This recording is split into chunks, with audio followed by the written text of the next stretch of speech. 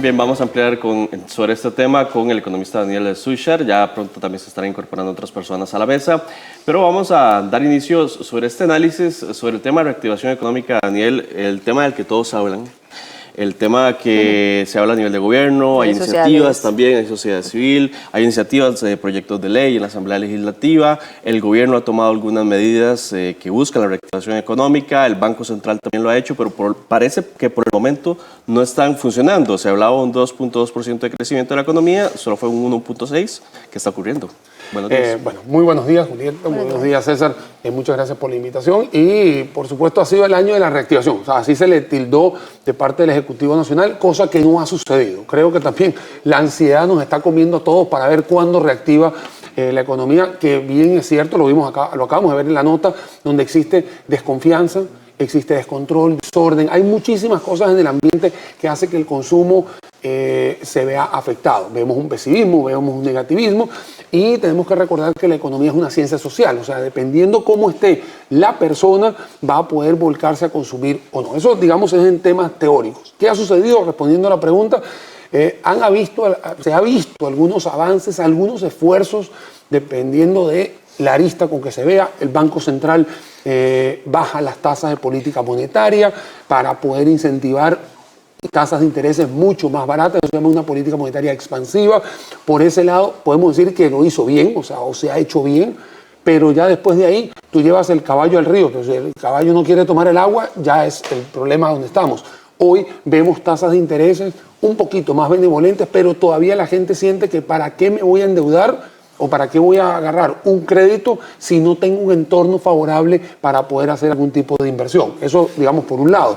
Por otro lado, tenemos un desorden, y lo vuelvo a decir, en los mensajes que hemos recibido de parte del Ejecutivo y del Legislativo, más Ejecutivo que Legislativo. Hemos visto mensajes muy ambiguos. Voy a dar un ejemplo. La semana pasada se explica prácticamente con bombos y platillos que va a haber una reducción del 10% en tarifas de electricidad como parte de la reactivación, y no pasaron ni 24 horas cuando la directiva del ICEN, Instituto Costarricense de Electricidad, dice eso no es verdad, o sea, esto simplemente es una rebaja porque es circunstancial. Eso cascadea una desconfianza en los mensajes que llega del Ejecutivo y a veces del Legislativo. Y por otro lado, seguimos viendo que la implementación de este plan fiscal ha tenido todavía trabas, mucho más en el caso de las exoneraciones, mucho más en el tema de la regla fiscal, y ahora que nos acercamos al 2020, que ya está propuesto el presupuesto para ese año, obviamente vemos entes que se quieren salir de la regla fiscal. Esto es una lectura que te comento, Julieta y César, de lo que está sucediendo hoy, que cascadea en una población que no está confiando, que no tiene confianza en lo que está sucediendo, y que los números, como acabamos de ver, reflejan eso. O sea, los números son lo que mandan, y objetivamente el número te dice que no estamos creciendo a la velocidad ni siquiera del año pasado. Tenemos una inflación que poco a poco se está desinflando porque los precios están bajando, porque no se están moviendo, etcétera, etcétera. Ahora, sí, Daniel Suchar, si los precios están bajando, bueno, los mensajes son confusos, ¿cierto? ¿En qué el costarricense nota esa falta de confianza para ir a consumir, para ir a gestionar un crédito? Más en específico, los ejemplos diarios del por qué las personas no sienten esa confianza. Bueno, primero, antes que nada, la gente se deja llevar por una gran cantidad de noticias que no tienen ningún tipo de argumento o son noticias falsas. Y eso es parte también de este cóctel molotov que tenemos hoy en día, en el cual la gente no confía. La gente sale con temor, la gente ve los periódicos y de repente no sabe a cuál creerle. Cosa que me preocupa, porque cuando tú empiezas a dudar de los medios de comunicación, la gente se preocupa. Cuando la gente empieza a darse cuenta que existen algunos megáfonos que empiezan a agarrar algo muy pequeño y lo hacen muy grande, la gente siente temor y por supuesto la gente no quiere ir a consumir.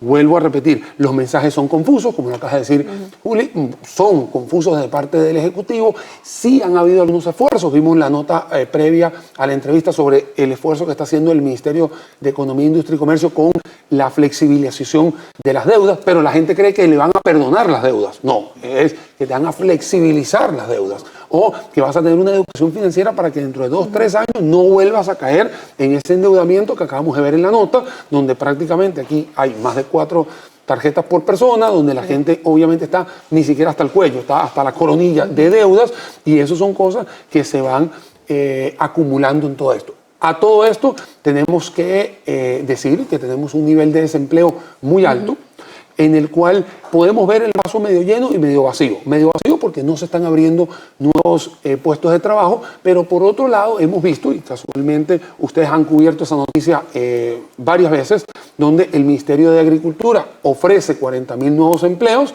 y simplemente la llamada, digamos, la gente que se vuelca a buscar esos 40.000 solamente son 485 personas. Eso me da a entender de que algo está sucediendo también culturalmente con las personas, de que si se les está ofreciendo un empleo donde el 65% de los desempleados tiene un perfil de secundaria incompleta o menos, que podría calzar con este tipo de empleo. Si bien es cierto, uno siempre quiere un empleo mucho más atractivo desde el punto de vista de números y todo, pero se están abriendo y no se están consolidando. Por otro lado, hay algunos empleos en zonas francas que no se pueden llenar también. Entonces vemos ambigüedades dentro de Costa Rica, donde tenemos un indicador muy alto de desempleo, pero también tenemos puestos que no se llenan. Entonces, todo eso genera una incertidumbre en un país, como lo acabamos de ver en la nota, donde no se está moviendo a la velocidad que quisiera. Y justamente un sector deprimido también que no está creciendo, que es el sector agricultura, justamente. La agricultura, y le sumo también, César, que según el indicador mensual de actividad económica, el último que tenemos, vuelve a quedar la construcción, que es tan importante para cualquier país del mundo, lamentablemente con un negativo de -10. O sea, donde tú puedes tener una mayor cantidad de empleos posibles, ya sea en el agro, que es el sector primario, o en el sector secundario, donde tienes la construcción, lamentablemente son los dos sectores donde nos hemos deprimido, pero para mí la construcción todavía me llama poderosamente la atención, puesto que el Ejecutivo y el Legislativo pueden inyectar rápidamente algo para levantar, llámese la carretera San Ramón, llámese la ruta 32, llámese cualquiera, donde hay una inversión muy fuerte, donde se puede levantar la parte de infraestructura, y no lo estamos viendo. ¿Por qué no lo vemos? Porque hay retrasos, no se toman las decisiones, hay gente que tiene miedo de tomar las decisiones, quieren quedarle bien a todo el mundo, y lamentablemente el tiempo pasa, los números salen, ustedes cubren los números, y cada vez que va pasando el mes, salen otros números, lamentablemente no tan beneficiosos como quisiéramos, y lo tienes en los indicadores mensuales de actividad económica. Vamos a ver y escuchar la reacción o el criterio de comerciantes sobre la reactivación económica. ¿Qué piensan? ¿Se ha dado o no? Bueno, coménteme un poco cómo ha estado moviéndose el negocio con las propuestas que hace el gobierno para mejorar la economía. ¿Han servido? ¿Se mantiene estable el negocio? ¿Cómo lo ve? Realmente, honestamente, no. Vieras que se ha bajado demasiado la venta y la gente está muy tensa con el asunto, también con las facturas electrónicas, muchos problemas en este particular, las ventas se han bajado mucho. Ahora en esta semana medio se mantuvo, pero honestamente no ha servido casi de nada. No lo siento así porque creo que precisamente más bien las ventas han disminuido. Ahora tenemos que pagar más impuestos. Nosotros somos un comercio de régimen simplificado, pero tenemos que pagar más impuestos por las compras. Entonces no hemos visto como una mejoría en ese sentido. Yo considero que ha habido una contracción económica. O sea, estas medidas fiscales, aunque eran necesarias, ha secado el mercado, la liquidez del mercado, entonces la gente está muy restringiéndose con el consumo. Entonces estamos entrabados, como quien dice, no está caminando. Bien, continuamos acá en la revista. Justamente, Daniel, lo que hablábamos mientras pasaba el sondeo, otro de los sectores que está deprimido, que es el sector comercio, justamente porque la gente no quiere consumir o consume menos. Consume menos. El sector comercio, que es el tercero, digamos, de los malos, el -10 que está en la construcción, el -2-3 que está en la parte primaria, que lo habíamos visto antes de la nota, y también el sector comercio, que genera también una gran cantidad de empleos. O sea, entonces es ahí donde te combina cómo el desempleo se da o tienes ese resultado tan nefasto, porque para tener 2 cifras en niveles de desempleo ya de verdad estamos en algo bastante preocupante, y te coincide o te argumenta por qué el desempleo lo tienes tan alto. Lamentablemente, y sigue, como está diciendo la nota, el comercio sigue estando deprimido, y obviamente los resultados se dan y ahí están. ¿Cómo incentivar el consumo, Daniel Schuchar? Y se incorpora con nosotros en este momento Sofía Guillén, economista, y Alonso Elizondo, director ejecutivo de la Cámara de Industrias. Bueno, pasemos con el criterio de ellos. ¿Cómo se incentiva el consumo cuando hay una clase media sumamente endeudada? Veíamos en una información al promedio 4 tarjetas de crédito por persona. Eso es altísimo, un endeudamiento sumamente alto. Entonces, ¿cómo aportar por ese lado? En cuanto al consumo, el sector comercio, uno de los más negativos en nuestro país en este momento. Buenos días, Sofía Guillén y Alonso Elizondo. Bueno, buenos días, es un gusto estar por acá. Efectivamente es un tema pesado que conversar, que ya tenemos rato también de ponerlo sobre la mesa. Vamos a ver, pues sí, creo que el comportamiento asociado a la contracción económica, ¿no?, ha sido reforzado con las medidas y con ello las expectativas de los últimos meses, ¿verdad? Podemos hablar de varias cosas. Uno tiene que ver, creo yo, con el congelamiento real o el estancamiento en términos reales de los salarios, de la capacidad adquisitiva de la gente, tanto vía salarial como vía este otro tipo de reducciones de capacidad de compra, efectivamente, como el nivel de endeudamiento, 4 promedios mencionaba usted, de tarjetas de crédito, que dicho sea de paso, lo que llama la atención es que existen iniciativas que al menos tratan de tocar esos temas. En la Asamblea Legislativa hay un proyecto de ley asociado al control de la usura, que quizás la pregunta es, bueno, vamos a ver, no es ausencia de formulación de soluciones. A lo mejor pasa un poco por voluntades políticas, ¿no? No digo que sea perfecto, no, el proyecto de ley, pero sí que hay sobre la mesa ese tipo de temas de debate. ¿Qué hacemos con los salarios estancados del sector privado? Porque discutimos muchísimo de la necesidad de contraer salarios en el sector público, pero no discutimos la necesidad de reactivar los salarios del sector privado, que tiene un promedio salarial de cerca de 350.000 colones, más o menos, si usted es de zona rural, si es de zona urbana, si es hombre, si es mujer, si es joven, si no es joven, ahí la cosa va cambiando un poco más, pero que sí es un salario promedio bastante bajo, y que también hay una dualidad que el Estado de la Nación identifica en la economía entre ese sector destinado a la exportación, cuyo mercado es el mundo, que parece estar en crecimiento, sobre todo el banano. La piña sufrió ahí una pequeña caída, pero sigue estando en expansión. Somos el exportador número 1 entre los primeros, pues, de ese tema, de ese producto, versus el mercado local, que es el que está cada vez más contraído. Ese mercado local que está compuesto por esos comerciantes, que está compuesto por pequeños y medianos productores agropecuarios, sobre los que también habría que hacer algunos balances asociados a las aperturas comerciales, a propósito de que ayer se cumplían 12 años del referéndum del TLC, que fue solo una de las muchas medidas que el país ha tomado.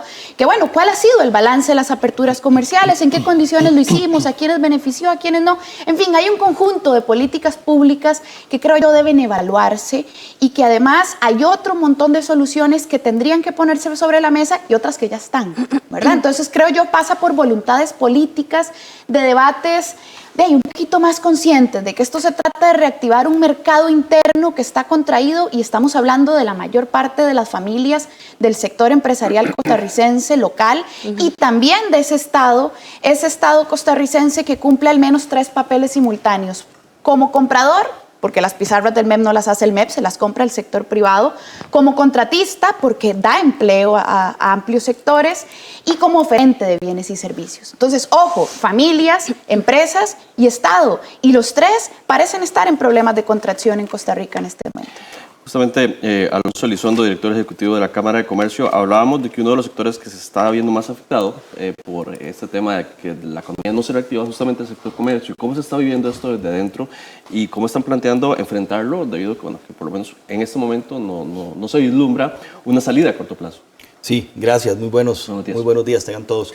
Efectivamente, el sector comercio atraviesa una situación difícil y lo comentaba Daniel hace unos minutos. Efectivamente, hay una contracción en la actividad económica, se ve contraída, tenemos una caída en el empleo en el sector. A inicio del año 2018, el sector comercial generaba 370.000 puestos de trabajo, 375.000 puestos.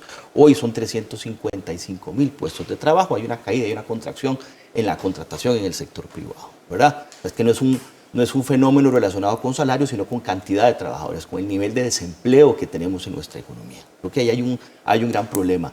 Y sí, efectivamente, y este problema nace en los hogares. Nace por un lado por un tema de confianza, por un lado, pero ¿por qué no hay confianza en los hogares? Entonces no hay confianza en los hogares porque hay un problema en el mercado de trabajo. Tenemos un problema laboral, tenemos un problema de una economía que efectivamente, por un lado, tenemos un mercado de trabajo que es robusto, es fuerte para un porcentaje de la población, es un mercado dual, por decirlo de alguna forma, donde está la gente relacionada con el sector exportador, donde hay sectores de alta productividad, servicios, que les va muy bien, incluso ahí hay escasez de personas, versus el resto de la economía, entre esos el comercio, la agricultura, la construcción, que viven en una realidad distinta, ¿verdad? En la realidad de altos impuestos, en una realidad de una economía difícil. Entonces, buscar cómo generar puestos de trabajo es lo que va a generarle confianza al consumidor. Sumamos un tema de ingreso disponible, ¿verdad? Se ha contraído el ingreso en las familias por dos fenómenos. Uno, bueno, ingreso disponible ha caído por el aumento en impuestos, esa es una razón, ¿verdad? Pero esa es reciente. Y si corrigiéramos el ingreso disponible por endeudamiento y restamos el servicio de la deuda, por decirlo de alguna forma, que hacen las familias todos los días para pagar el crédito de la casa, del carro, esas tarjetas que usted hablaba, nos damos cuenta que el disponible que queda para el consumo y para el ahorro, si fuese el caso, es relativamente poco. Entonces, cuando eso sucede, sufre, y el primer sector que sufre es el sector comercial. ¿Y a dónde sufre más? Cuando desagregamos el sector comercio, sufre más en la compra de bienes durables, ¿verdad? La compra que se posterga. ¿Qué es un bien durable? Una pantalla nueva, una refrigeradora, un electrodoméstico.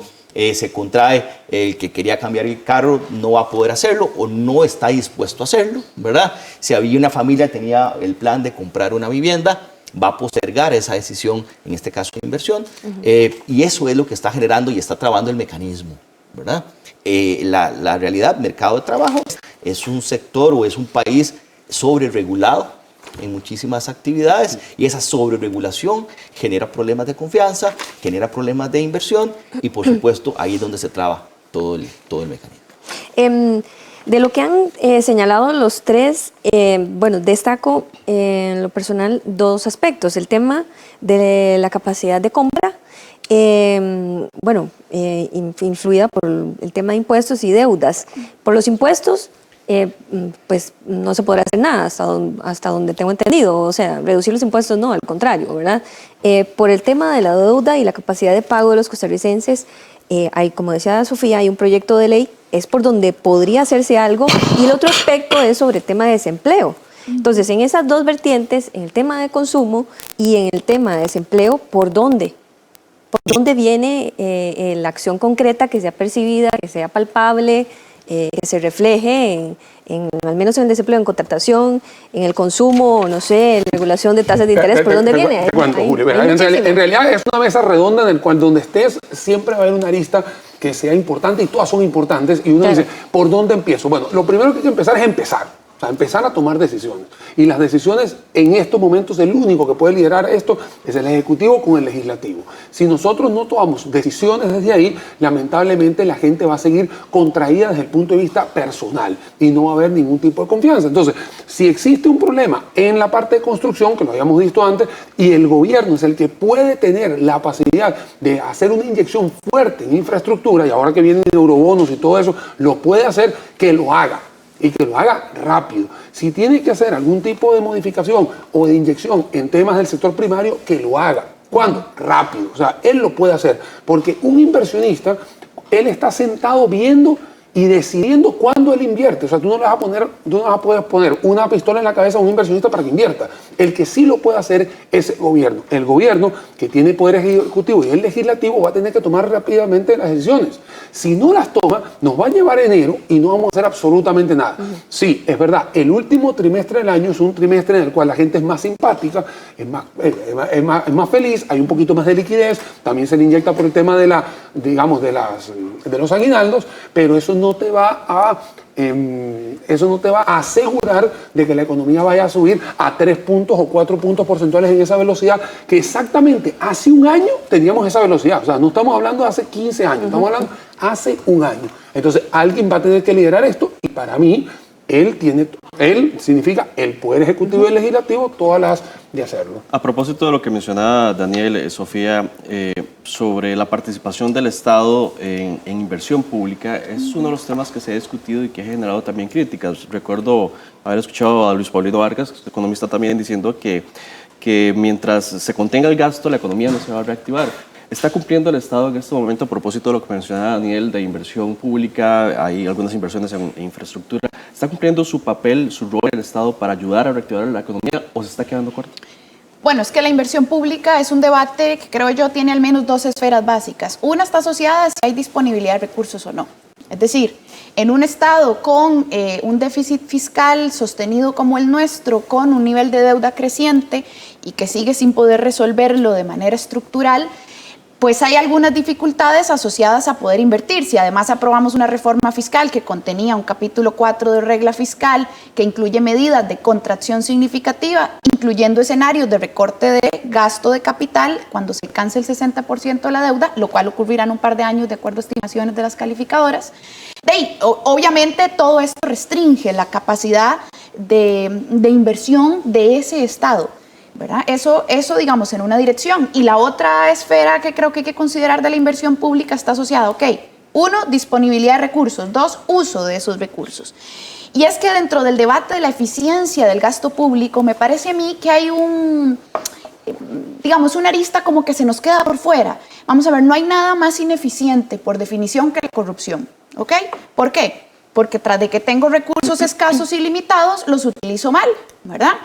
Hago más de la cuenta por ciertas obras de infraestructura, no hago bien procesos de licitación, tardo demasiados años, al final la plata que es del erario público va a dar a algunos sectores ahí, digamos, medio vivillos, ¿no? En las concesiones, que uno no sabe si entregaron bien o no la infraestructura al final la entregaron medio mal, entonces el Estado tuvo que ir a arreglarla ya viéndola pagada. Eso es ineficiencia del gasto público y se llama corrupción. Y creo yo la infraestructura pública requiere de dos soluciones. Una, requiere de una solución integral al déficit fiscal y dos, requiere de medidas de combate a la corrupción dentro de la administración pública. ¿Okay? Y en esas dos direcciones me temo que la reforma fiscal no contribuyó. Vamos a ver, no contribuyó porque de hecho le restringió la posibilidad de inversión pública. Y además tampoco combatía estructuralmente la corrupción asociada a la administración de esos fondos públicos. Entonces sí, yo coincido en que la inversión en infraestructura es elemental. ¿Por qué? Porque el gobierno es un actor más dentro de la economía. Les mencionaba yo ahora tres cosas básicas que hace, ¿no? Contratista, oferente de bienes y servicios y contratista también del sector privado.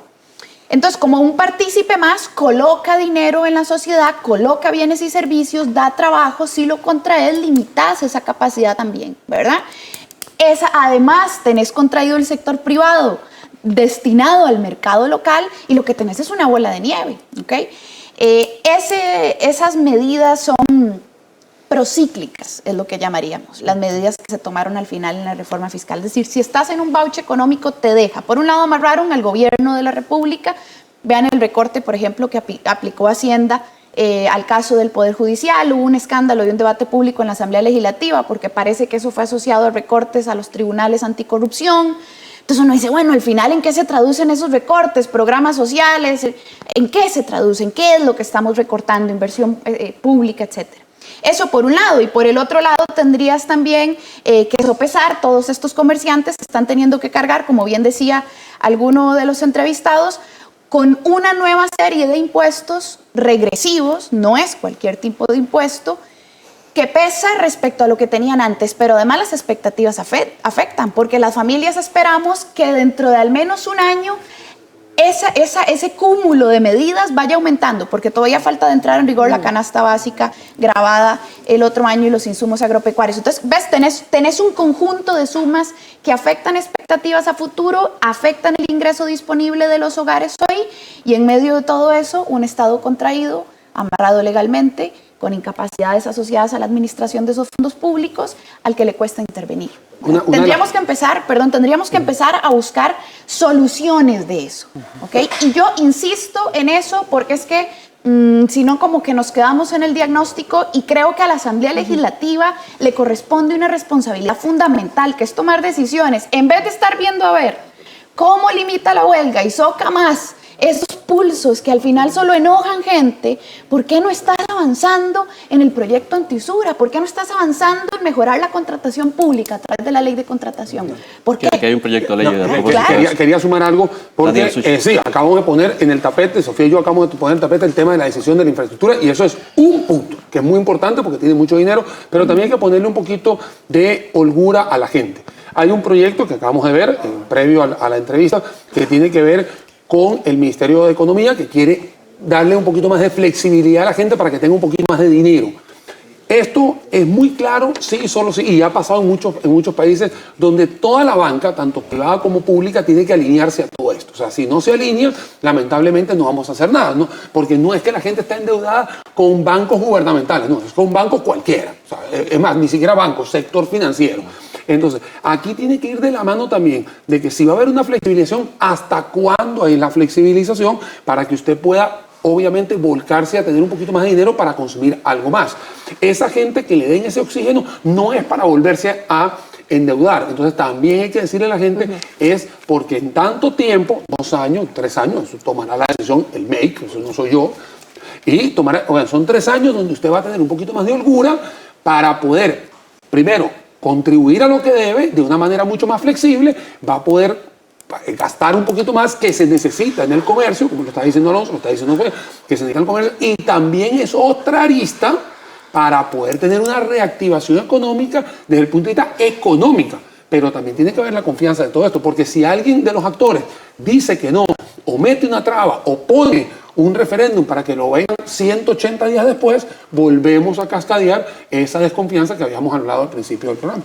Tenemos en este momento con nosotros a Clemencia Palomo, gerente general de SPUN, quien también nos comparte su criterio sobre esa reactivación económica. Doña Clemencia, buenos días. ¿Es palpable o no, o ha sido lo contrario? Adelante. Sí, buenos días a todos.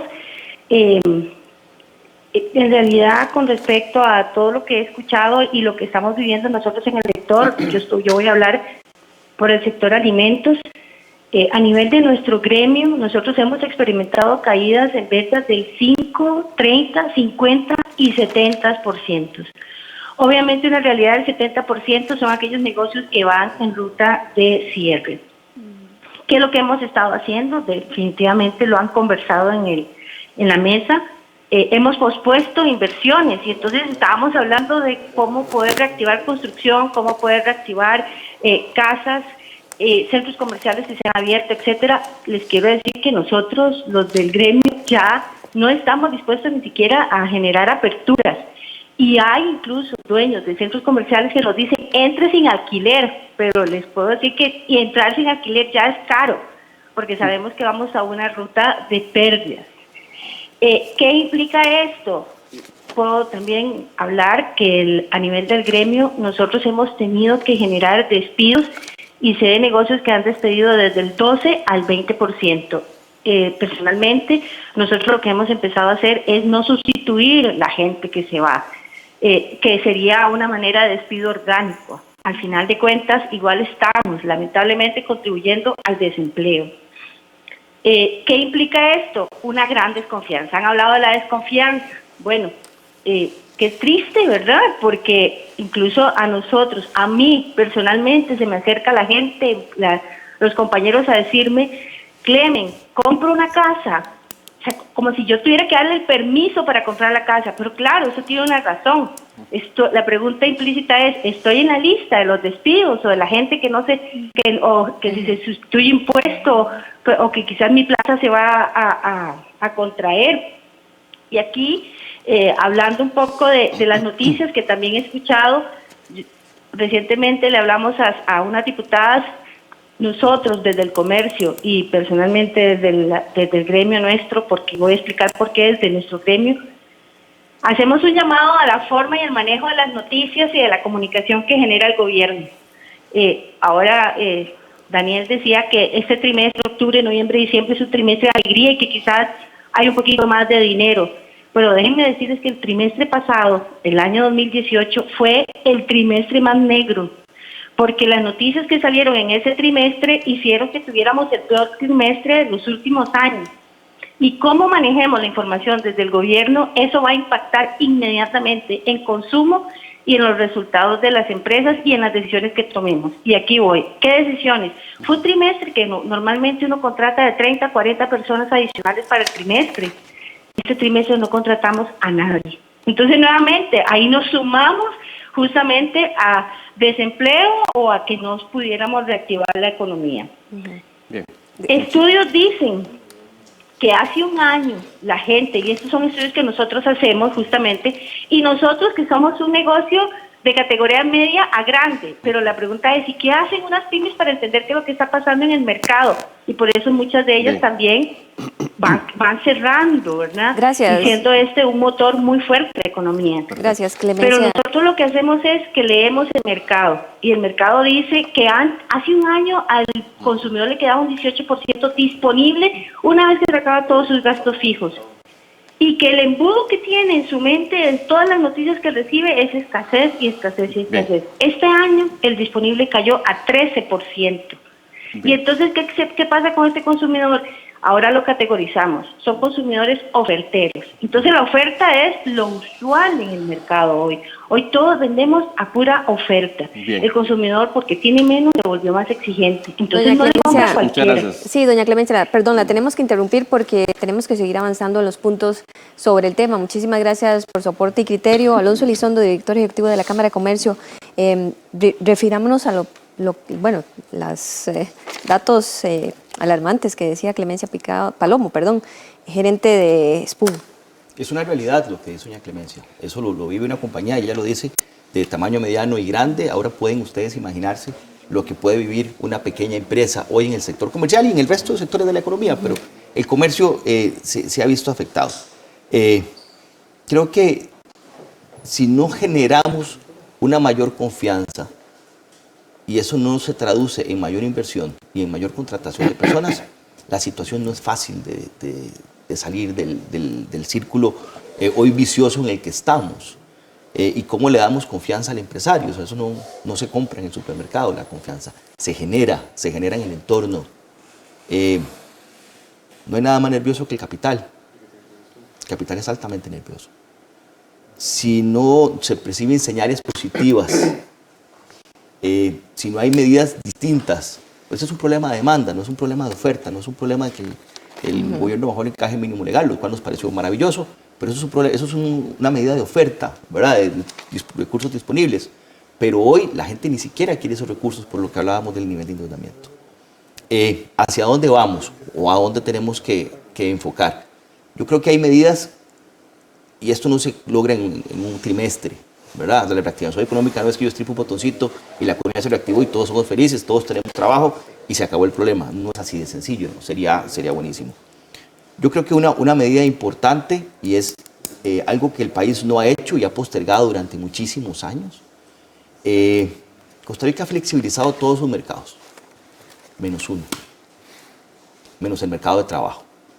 Si no le damos flexibilidad al mercado de trabajo, difícilmente eso sería una señal positiva, una señal que mueve la aguja, y le damos una señal positiva al empresario. Ok, hay una flexibilización en el mercado laboral.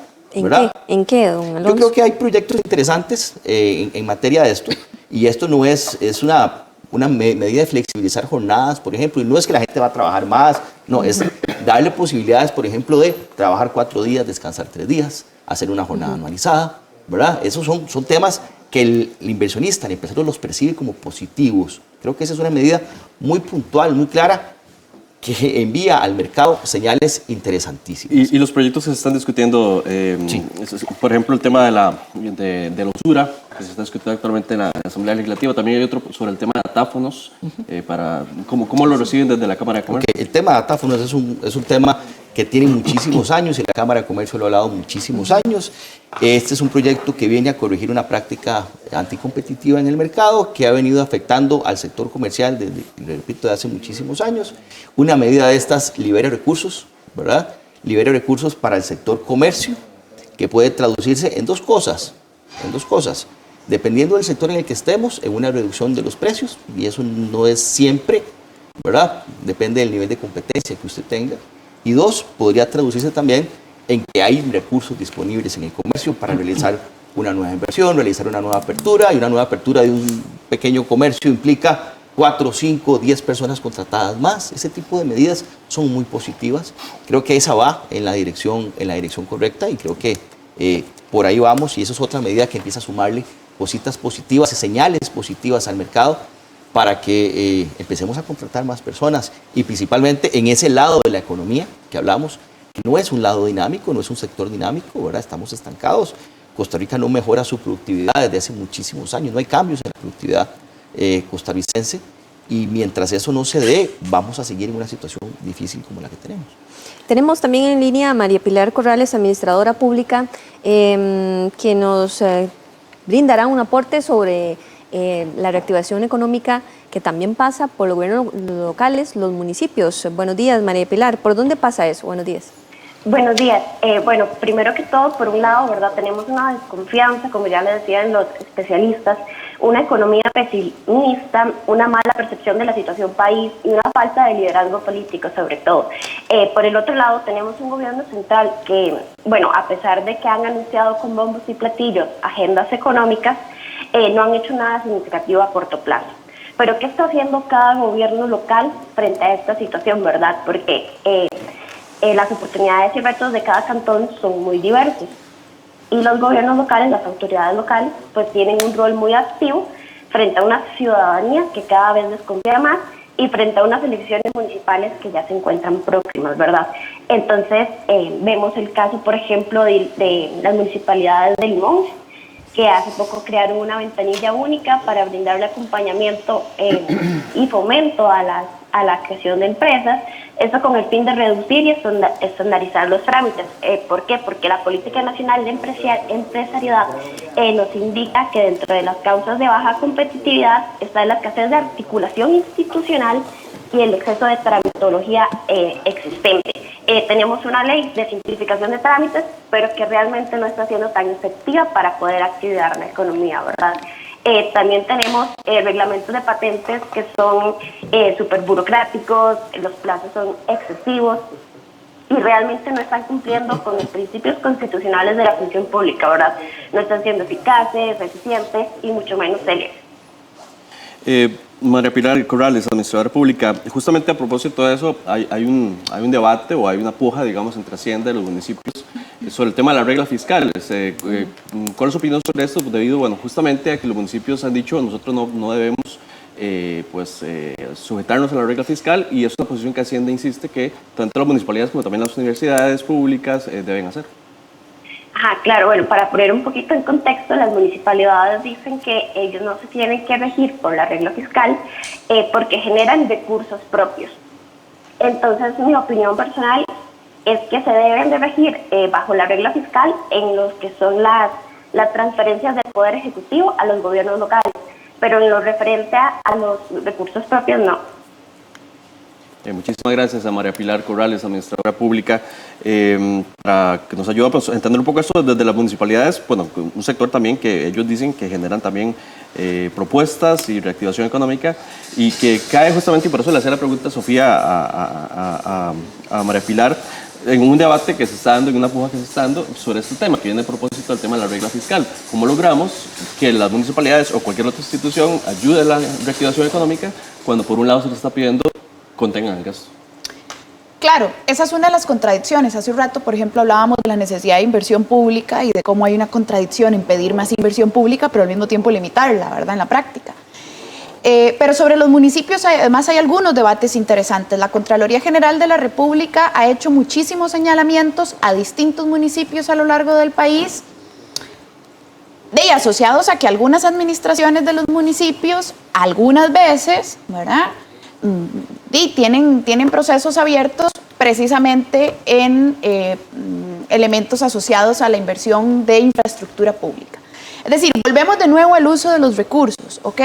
Y además la contradicción de decir, bueno, queremos que se recorte cuando tendríamos que estarle metiendo muchísimo más fuerza a cómo se administran esos fondos públicos, a temas de transparencia, de auditorías, de lucha de la corrupción, de mejora del uso de esos fondos, y al mismo tiempo y preguntarnos si pueden mejorarse los servicios que dan distintas entidades, ¿verdad? Claro, por supuesto, las discusiones asociadas a las patentes también están ahí en medio. En fin, los municipios son todo un tema en particular. Pero yo quería hacer referencia a un elemento que ha surgido sobre la mesa y que vamos a ver, yo lo voy a recalcar porque es que como que estas cosas nos suelen pasar cada cierto tiempo, creo yo. El debate asociado a la flexibilización laboral, del mercado laboral. Y no voy a hablar del teletrabajo porque creo que esa es una discusión ahí técnica y hay muchas formas de discutir qué es teletrabajo y demás. Ya en la práctica hay muchas empresas que lo aplican, algunas sí les funciona bastante bien, en fin, depende cómo se haga, ese es un tema como un punto de aparte. Lo que pasa es que ¿qué vamos a entender al final como flexibilización laboral? Porque es que también lo escuché en la discusión asociada al proyecto de educación dual, y en Costa Rica cada cierto tiempo el debate de que se necesitan flexibilizar los mecanismos laborales como que sale a la luz y tal vez no nos queda muy claro por dónde va eso o qué significa. Vamos a ponerlo en contexto. Costa Rica en promedio, de acuerdo al propio señalamiento que hace la OCDE, tiene una legislación laboral más flexible y menos dura que la de la propia OCDE, ¿ok? Informe OCDE 2018, ¿sí? Nosotros queremos entrar a la OCDE, entonces como que somos muy buenos para querer copiar algunas cosas, pero no otras. Los países de la OCDE en promedio dicen que tienen legislación más dura que Costa Rica en temas laborales, ¿ok? Número 1. Número 2, proyecto de inspección laboral archivado en la Asamblea Legislativa en el periodo anterior. Un proyecto para que esos inspectores e inspectoras laborales pudieran ir a meterse a las piñeras o pudieran ir a meterse a donde sea que existieran casos posibles de violaciones posibles laboralmente y pudieran hacer en la práctica el equivalente al parte, digamos, el levantar el acto de inspección y cobrar la multa. Darles herramientas para que no se violenten los derechos laborales de las personas trabajadoras. Entonces, mucho ojo cuando hablamos de flexibilización laboral, porque la persona trabajadora no tiene por qué pagar el déficit, no tiene por qué pagar las crisis económicas y porque además es que si no, ya hay sectores hablando de amnistías de la seguridad social. Ya hablamos de amnistías hace un tiempo. Y las amnistías tributarias que se dieron en la reforma fiscal terminaron dándose a la Standard Fruit Company, a APM Terminal, ciertos sectores, ¿verdad? Que uno dice, bueno, ¿con qué criterios se dieron esas? Ok, bueno, ¿con qué criterios están hablando ahora algunos sectores dar amnistías de la seguridad social? ¿Quiénes le deben a la seguridad social? Uno de los principales deudores lamentablemente es el propio Estado, pero además del Estado hay casos abiertos de deudas patronales muy grandes con la seguridad social que incluyen, de acuerdo a la lista de la Caja, empresas como Yamber, ¿ok? Y que estamos hablando de ciertos sectores económicos que uno dice, bueno, a ver, pensemos en el sector trabajador. A ver, se están generando ganancias aquí en algunos sectores productivos.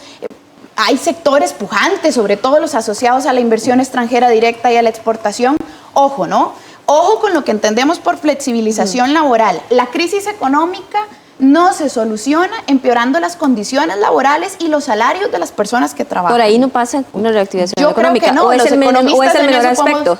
¿Perdón? ¿O es el menor aspecto que debería tomarse en cuenta, una Va a flexibilización? ser recrudecer la capacidad de pago. Estamos hablando de que las familias ocupan capacidad de consumo. ¿Cómo van a tener más capacidad de consumo si les restringirse el salario? ¿Verdad? Daniel, sobre ese tema de flexibilidad laboral. Bueno, primero, el tema de flexibilización es un tema del siglo XXI. O sea, no es pensar en siglo XX, es siglo XXI. Obviamente, si usted le restringe el dinero a una persona, va a tener menor capacidad de pago. Yo creo que aquí eso no se va a discutir. Es una persona que antes tenía 1.000 y ahorita tiene 500, va a tener un poder adquisitivo menos.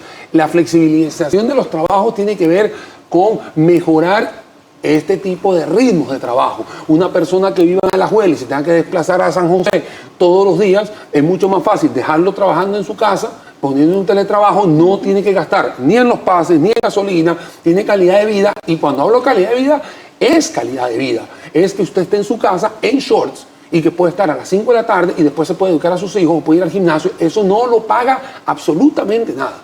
Esas son cosas en las cuales uno tiene que ir viendo y haciendo y valorando. Hay cosas que a veces el dinero no puede pagar y eso no lo paga muchísimas cosas. Ahora, estamos claros que desde el punto de vista financiero, si usted recibía 1.000 y después va a recibir 800 o va a recibir 700, obviamente va a tener menor capacidad de compra y eso no lo vamos a discutir. Eso yo creo que aquí nadie lo va a poner en tema. Lo que sí está claro es que lo que está diciendo Alonso es que muchas de las empresas que hoy en día están montados en este patín del siglo XXI, prácticamente se nos acaba en la década en 3 meses, o sea, ya vamos a estar en la tercera década del siglo XXI y no podemos tener legislaciones retrógradas, obviamente, de hace 40, 60, 70 años atrás.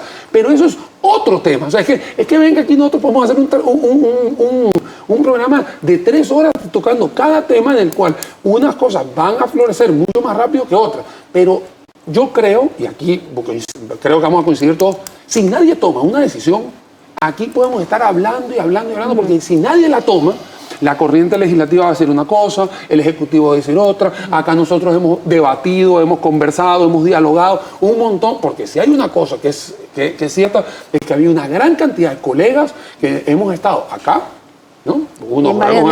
Varias veces, y sí, otros colegas en otras oportunidades, y hemos dado soluciones, porque si hay una cosa que ha pasado es que se han dado soluciones y el eco no llega ni a Zapote ni a Cuestamoras. Entonces, es ahí donde nos preocupamos todos. ¿Dónde está la traba a nivel político?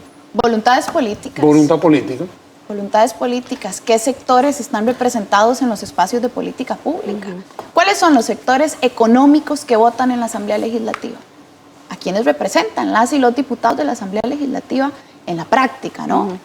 Bueno, yo creo que la reforma fiscal dice mucho de qué sectores son los que tienen más puja y más lobby en este país. Yo lo que creo es más que la reforma, yo creo que también es un tema de que cada quien jala para su lado. Eso es una expresión en la cual es más egoísta la persona de decir, yo estoy velando por estos intereses en vez de ver por un interés global que es Costa Rica. Y eso me preocupa mucho en la Asamblea Legislativa y en el Poder Ejecutivo. Eso es lo que a mí me preocupa a mí. O sea, que nadie lo ve como algo país, sino es algo de que es el satélite allá, el planeta acá, o el paisito pequeño acá, una república independiente acá. Y en realidad es un país donde vivimos todos y tenemos que pensar para todos, de verdad, para todos por igual. ¿Cómo lo ve la Cámara de Comercio? A ver, importante lo que dice Daniel.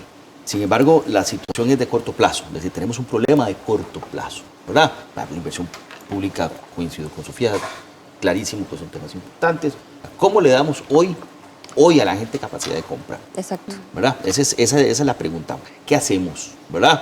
Sabemos que desde el punto de vista laboral va a ser un poco más lento, ¿verdad? Aquí pueden haber medidas relacionadas con el crédito importantes. Se tomaron unas medidas meses atrás relacionadas con flexibilizando algunas condiciones de crédito, bajando algunos puntos la tasa de interés que pagan, que cobran los bancos. Sin embargo, era para nuevas operaciones. Entonces, si es para nuevas operaciones, ¿qué pasó con la gente que ya estaba endeudada? O sea, esos no vieron mejorada su condición o no vieron mejorado su ingreso. O sea, no tuvieron que disponer más dinero para pagar los créditos, ¿verdad? No hubo una mejora. La medida era interesante, pero se aplicaba para la gente que ya estaba endeudada, ¿verdad? Pero es que cada punto porcentual de una medida de este tipo le debe costar millones de colones a la banca pública, a la banca privada, al sector financiero, como decías.